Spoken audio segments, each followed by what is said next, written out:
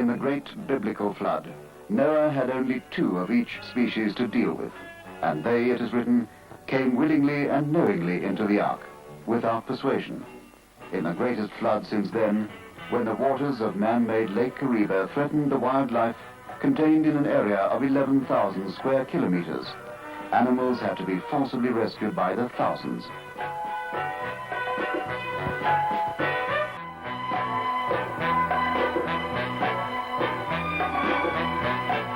These modern Noahs, Rhodesian game rangers, could not, however, forcibly rescue complete herds of elephant from the islands rapidly submerging under the rising waters.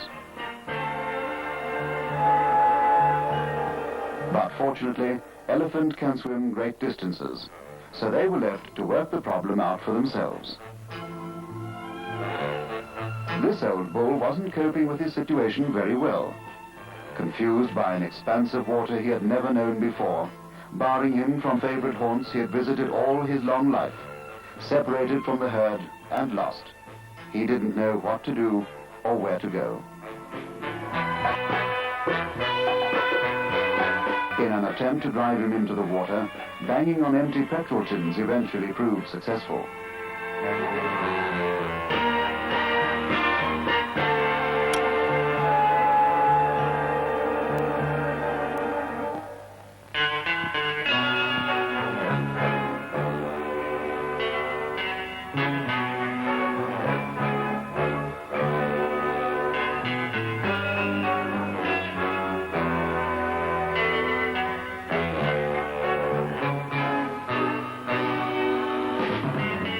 Then the rangers tried to edge him into deep water to set him on course for the long swim to the mainland.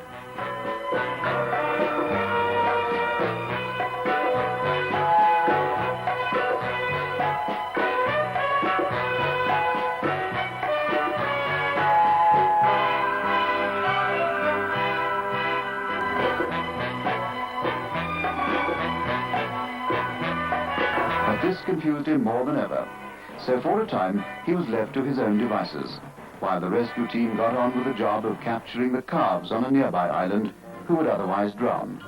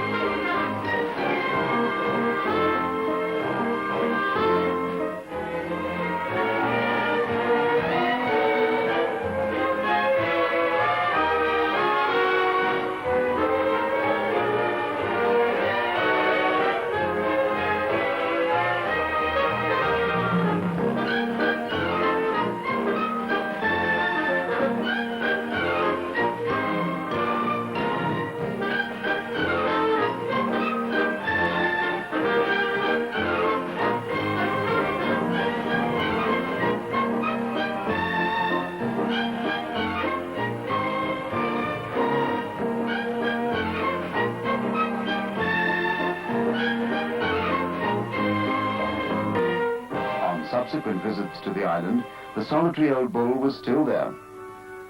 In a final effort to shift him, he was darted with a tranquilizing drug, in the hope it would help in guiding him to the water, but all to no avail.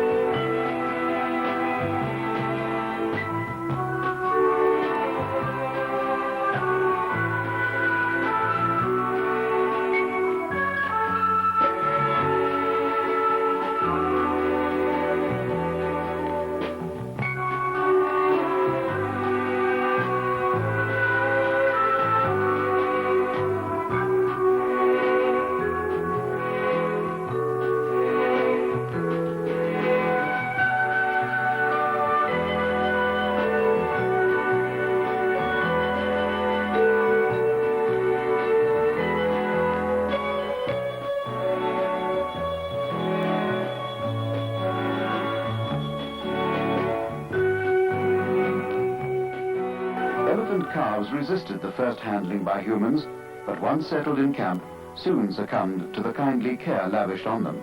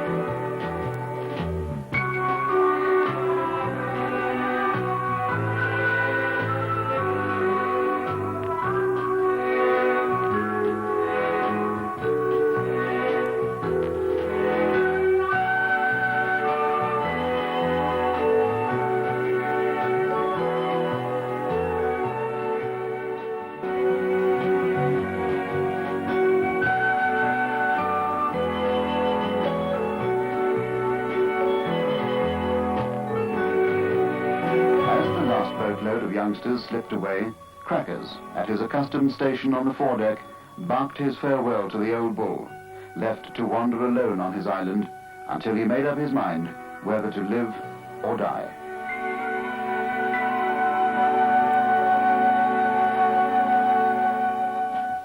On another island there were 13 rhinoceros, and once again it was necessary to capture and remove them before the smaller game could be tackled.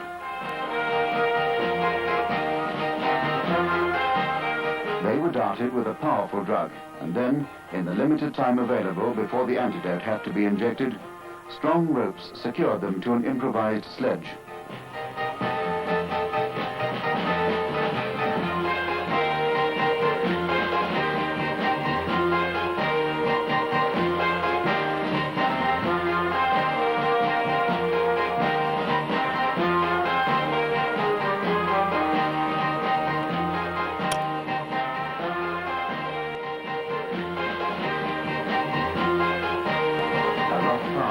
Through the dense bush, and it needed 50 men to haul the rhino sledge down to the raft waiting on the shoreline.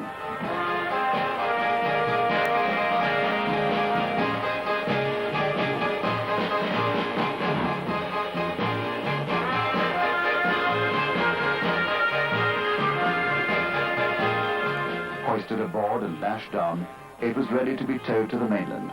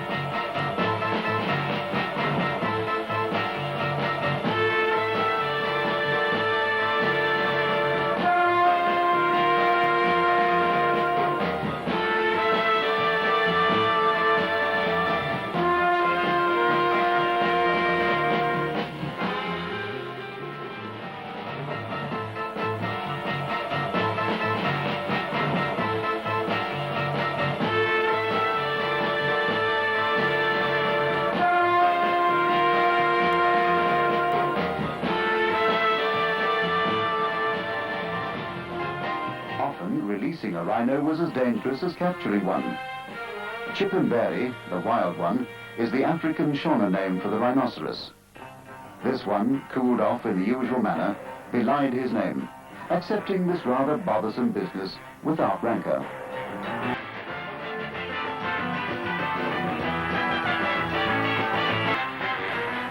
Then there was Jean. No one remembers how she acquired such an inoffensive, ordinary name. A ranger's wife, perhaps, or a girlfriend. Though as things transpired, we'd rather not think so. As with all the others, she was drug-darted. Then the cautious approach with ropes to tie her legs when she fell.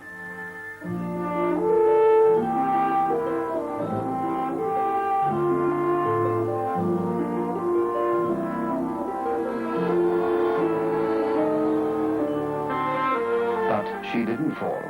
On the contrary.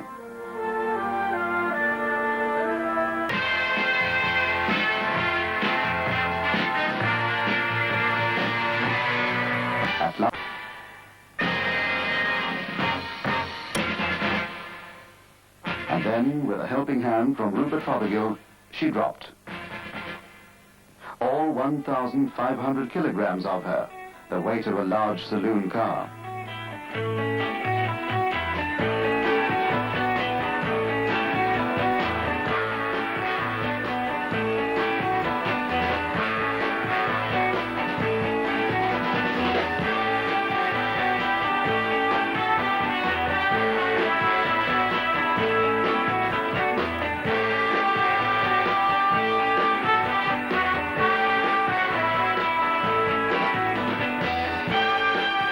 There were still other rhino on the island to be caught, but Jean was by no means finished yet.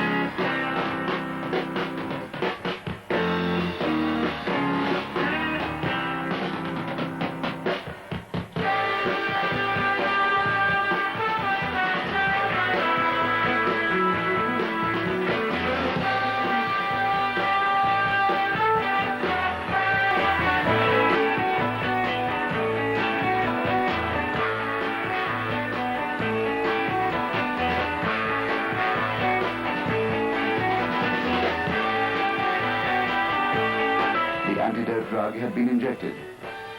A cool splash of water, and she was off. But there was that look in her eye again.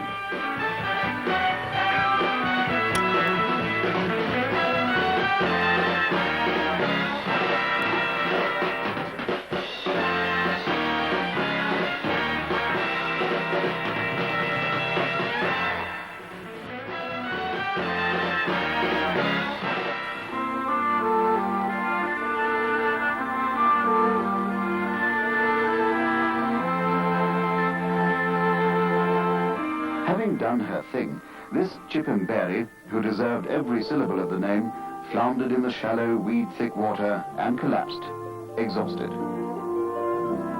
Rupert Fothergill will swear he heard a self-satisfied, triumphant rhinoceros sigh.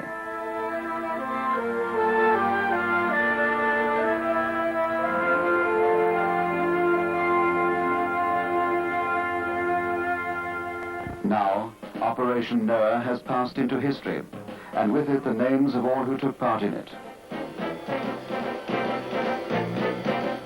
Nothing like this may ever happen again, for Rhodesia is one of the few countries in Africa which has succeeded in preserving its wildlife for the love of it, and for future generations to nurture and enjoy.